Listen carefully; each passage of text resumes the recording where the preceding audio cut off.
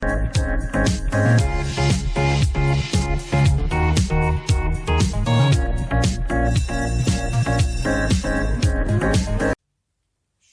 मित्रों, आज पूरा भारत कोरोना वायरस के चलते परेशान है, उससे जूझ रहा है, जिस वजह से सभी लोग अपने घरों में रह रहे हैं, जिसके कारण आज विद्यार्थियों का शिक्षा कार्य बाधित हो रहा है। इस शिक्षा कार्य को मद्देनजर रखते हुए धवल इंटरनेशनल स्कूल के तरफ से ऑनलाइन शिक्षा का प्रावधान किया गया है, ताकि विद्यार्थियों को असुविधा न हो। तो आज हम आपको कक्षा 7 वसंत भाग 2 के पाठ 1 हम पंछी उन्मुक्त गगन के को, यह क्या है? यह एक कविता है। यह इस कविता के कवि कौन है? इस कविता के कवि हैं शिव मंगल सिंह सुमन जी। अच्छा, शिव मंगल सिंह सुमन जी, सुमन क्या है? सुमन इनका उपनाम है। सुमन जो लिखा हुआ है शिव मंगल जी का उपनाम है।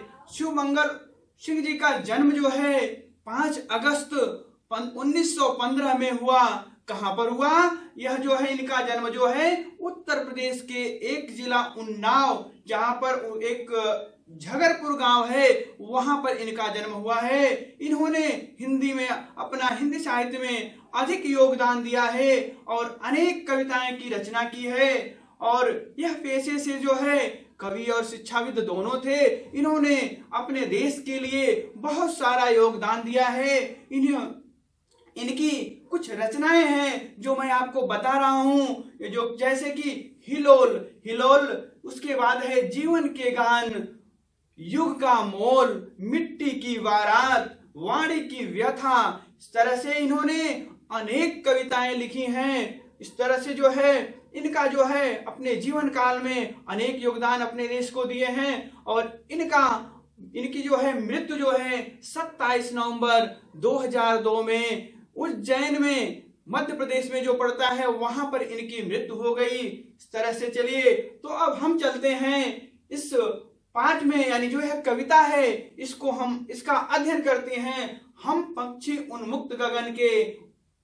पंछी मतलब होता है पक्षी और उन्मुक्त मतलब होता है खुला। यानी हम जो है, यानी पक्षी जो है एक खुले आकाश में, गगन यानी आकाश, कैसे रहना चाह रही है, अपनी स्वतंत्रता को इस कविता के माध्यम से कवि ने जो है पक्षी के स्वतंत्र रहने के बारे में जो इसकी इच्छा हो रही है, उसके बारे में अध्ययन के बारे में बताए हैं। तो चलिए अब हम पढ़ते हैं। हम पंछी उन्मुक्त गगन के, पिंजर वध ना गा पाएंगे, कनक तीलियों से टकराकर पुलकित पंख टूट जाएंगे। तो इसमें कुछ कठिन शब्द हैं जिनके अर्थ हम जान लेते हैं। आपको पक्षी मतलब पक्षी होता है उन्मुक्त का अर्थ होता है खुला। गगन का अर्थ होता है आकाश। पिंजरबद्ध का अर्थ होता है पिंजरे में बंधा हुआ। कनक तीलियां जो होती हैं, कनक का अर्थ होता है सोना और तीलियों का होता है सलाखें, यानी सोने की सलाखें। पुलकित का अर्थ होता है प्रसन्न, खुश। तो चिड़िया अपने इच्छा को जाहिर करते हुए कवि जो है चिड़िया के माध्यम से बता रहे हैं, हम पंछी उन्मुक्त गगन के जो है कह रहे कि हम क्या हैं, इस खुले आसमान में उड़ने के लिए हैं, पिंजर बंद ना गा पाएंगे। यदि हमें पिंजरे में बंद करके रखा जाएगा तो हम जो है वहां खुश नहीं रहेंगे, हम वहां पर गा नहीं पाएंगे। कनक तीलियों से टकराकर, यानी उसमें जो पिंजरा होगा सोने की सलाखों से जो है टकरा करके, जो है उससे टकरा करके हमारे जो प्रसन्न चित्त पंख हैं वह क्या हो जाएंगी, वह टूट जाएंगी। तो यहाँ पर इसमें जो है चिड़िया ने अपनी इच्छा को जाहिर की है कि हमें क्या हो, स्वतंत्र रखा जाए, हमें पिंजरे में बांध करके न रखा जाए। आगे है, हम बहता जल पीने वाले मर जाएंगे भूखे प्यासे, कहीं भली है कटुक निबौरी कनक कटोरी की मैदा से। कवि जो है चिड़िया की इच्छा को बताते हुए कह रहे हैं, चिड़िया अपनी इच्छा जाहिर कर रही है कि इसमें भी जो कठिन शब्द हैं उनको जान लेते हैं हम। कटुक कटुक का अर्थ होता है कड़वी, निबोरी का अर्थ होता है नीम के फल से। कनक कटोरी यानी सोने की कटोरी। चलिए देखते हैं इसका अर्थ। हम बहता जल पीने वाले। हम बहता, चिड़िया कह रही है कि हम तो बहते हुए जल पीने वाले हैं, कहीं भली है कटुक निबोरी, नहीं सॉरी, मर जाएंगे भूखे प्यासे, कहीं भली है कटुक निबोरी। यानी हम जो है कैसा जल पीने वाले हैं? बहता हुआ जल पीने, यानी नदी और तालाब से पीने वाले हैं। मर जाएंगे भूखे प्यासे। यदि हमें पिंजरे में बंद कर दिया जाएगा तो हम क्या हो जाएंगे? मर जाएंगे। कहीं भली है कटुक निबोरी, कनक कटोरी की मैदा से। चिड़िया कह रही है कि कहीं भली है, यानी उससे अच्छा है, यानी जो है कटुक निबोरी, जो हमें कटुक यानी जो हमें ऊपर जो है वृक्ष के, यानी नीम के वृक्ष के जो कड़वे फल होते हैं वह किससे अच्छा है?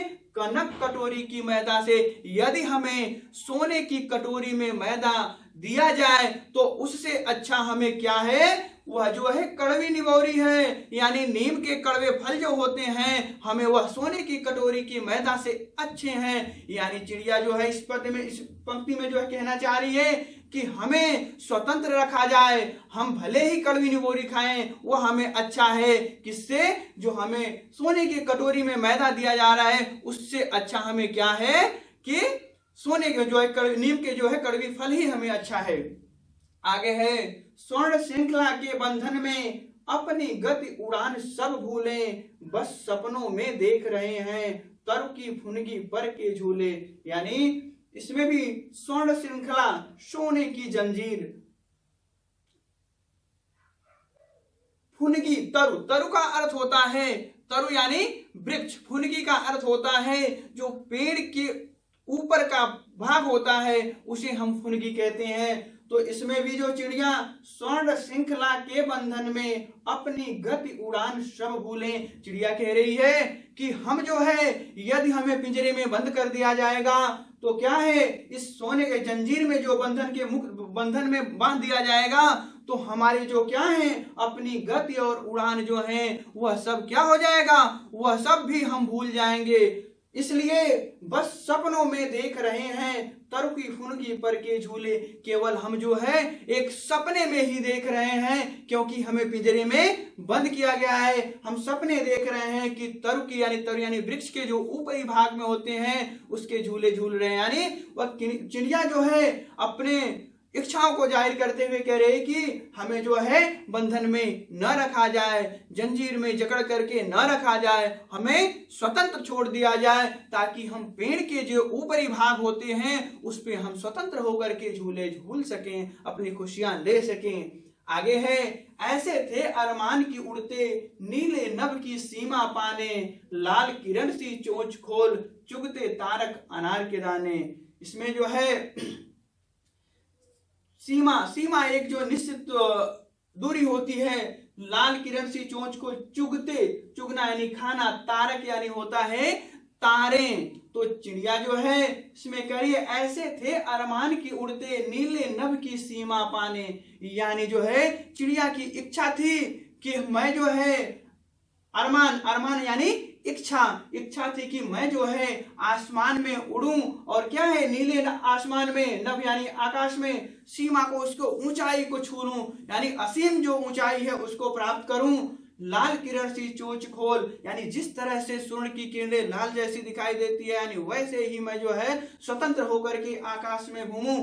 चुगते तारक अनार के दाने, यानी जिस तरह से यहाँ पर तुलना किया गया है तारों को जो है अनार के दानों से, यानी वह उस आसमान में, नीले आसमान में मैं उड़ करके जो है वो जो तारे हैं उनको जो है मैं यानी उस इच्छा जाहिर की है। अनार के दाने जैसे लाल लाल होते हैं उसी तरह से वह इच्छा जाहिर की है कि मैं नीले आसमान में उड़ करके उस तारों को जो है अनार रूपी तारे जो है उनको जो मैं है प्राप्त करूं, पाऊं। इस तरह से इसमें भी जो है चिड़िया जो है अपनी स्वतंत्रता को लेकर के जो है चिंतित थी कि मैं स्वतंत्र रहूं तो अपने इच्छाओं की पूर्ति कर सकूं। आगे है, होती सीमाहीन क्षितिज से इन पंखों की होड़ा होड़ी, या तो क्षितिज मिलन बन जाता या तो तंती सांसों की डोरी। सीमाहीन यानी जिसकी कोई सीमा न हो। सीमाहीन क्षितिज, क्षितिज का अर्थ होता है जहां पर पृथ्वी और आसमान जो मिले उसी को हम क्षितिज कहते हैं। होड़ा होड़ी, होड़ा होड़ी प्रतिस्पर्धा, एक दूसरे से जो हम प्रतिस्पर्धा करते हैं उसे होड़ा होड़ी कहते हैं। तनती सांसों की डोरी, यानी तनती सांसों की डोरी यानी मृत्यु को प्राप्त हो जाना, मर जाना। यानी इसका अर्थ होता है होती सीमाहीन क्षितिज से, यानी जो आसमान और पृथ्वी और आसमान के जो मिलन होते हैं उसको कोई निर्धारित नहीं होता, जिसकी कोई सीमा नहीं होती है। इन पंखों की होड़ा होड़ी, यानी वह इच्छा जाहिर करती है कि मैं जो है इस क्षितिज में जहां दोनों मिलते हैं उसको प्राप्त करने के लिए, उसको छूने के लिए मैं जो है होड़ा होड़ी करती, यानी प्रतिस्पर्धा करती पाने के लिए। या तो क्षितिज मिलन बन जाता, या तो वह जहां पृथ्वी और आकाश दोनों मिलते हैं या तो मैं उसको प्राप्त कर लेती, या तो क्या हो जाती तनती सांसों की डोरी, या तो मैं मृत्यु को प्राप्त हो जाए। यानी चिड़िया कह रही है या मुझे मेरे पंखों के बल पर मुझे स्वतंत्र छोड़ दिया जाए, या तो मैं उस आसमान में जहां पृथ्वी और आसमान दोनों मिलते हैं उसको या तो मैं प्राप्त कर लूं, या तो चाहे भले मेरे प्राण निकल जाएं मुझे मंजूर है। लेकिन क्या मंजूर नहीं है? मुझे पिंजरे में बंद करके नहीं रहना है। आगे है नीड़ न दो चाहे टहनी का, आश्रय छिन्न भिन्न कर डालो, लेकिन पंख दिए हैं तो आकुल उड़ान में विघ्न न डालो। चिड़िया कह रही है, अपनी इच्छा को जाहिर कर रही है, नीड़ न दो चाहे टहनी का। नीड़ मतलब होता है घोंसला, घोंसला, और टहनी मतलब होती है पेड़ की डाल। चाहे मुझे नीड़ को जो है यानी घोंसला मत दो, टहनी का यानी जो डालों पर वह घोंसला बनाती है मुझे मत बनाने दो। आश्रय छिन्न भिन्न कर डालो, आश्रय मतलब होता है सहारा, उसका जो घोंसले का सहारा होता है उसे भी उसे मत दो, उसको छिन्न भिन्न कर डालो, उसको जो है नष्ट कर डालो। लेकिन पंख दिए हैं तो वह चिड़िया कह रही है कि यदि मुझे पंख दिए हैं तो क्या करना चाहिए? आकुल उड़ान में विघ्न डालो। यानी जो मैं आकुल यानी बेचैन हूं उड़ने के लिए, उसमें किसी भी तरह का जो है विघ्न यानी बाधा या रुकावट, यानी मेरे उड़ने में किसी भी तरह का विघ्न अर्थात बाधा उत्पन्न मत करिए। इस तरह से चिड़िया अपनी इच्छा को जाहिर करते हुए कहती है कि चाहे मेरा सर्वस्व नाश कर दो, यानी मुझे मेरा आश्रय छीन लो, मेरा जो है घोंसला नष्ट कर दो, लेकिन यदि मुझे पंख मिला है तो मुझे आसमान में उड़ने की स्वतंत्रता प्राप्त कीजिए। उसके लिए उसके बीच में जो है बाधा या रुकावट मत डालिए।